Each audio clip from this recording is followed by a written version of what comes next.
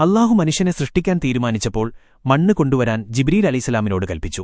ജിബ്രീൽ മണ്ണെടുക്കാൻ ഒരുങ്ങിയപ്പോൾ ഭൂമി പറഞ്ഞു, അല്ലാഹുവിനോട് ഏറ്റവും അടുപ്പമുള്ള മലക്കേ, ഈ മണ്ണ് എന്തിനാണെന്ന് പറഞ്ഞു തരണം. ജിബ്രീൽ അലൈഹിസ്സലാം മറുപടി പറഞ്ഞു, അല്ലാഹു ഭൂമിയിലെ മണ്ണുകൊണ്ടാണ് മനുഷ്യനെ സൃഷ്ടിക്കാൻ പോകുന്നത്. ആ മനുഷ്യൻ ഭൂലോകത്ത് അവന്റെ ഖലീഫയാകും.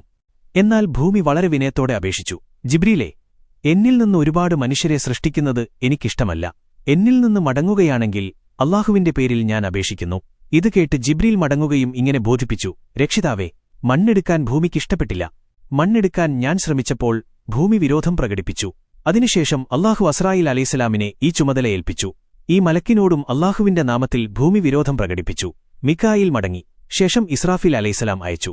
അദ്ദേഹവും ഭൂമിയുടെ സങ്കടത്തോടുകൂടിയ അപേക്ഷ കേട്ട് മടങ്ങുകയായിരുന്നു ചെയ്തത്.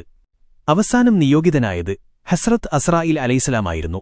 അസ്രായീൽ അലൈഹിസ്സലാം പറഞ്ഞു, മണ്ണെടുക്കാൻ സമ്മതിച്ചില്ല. എങ്കിലും അപ്പോൾ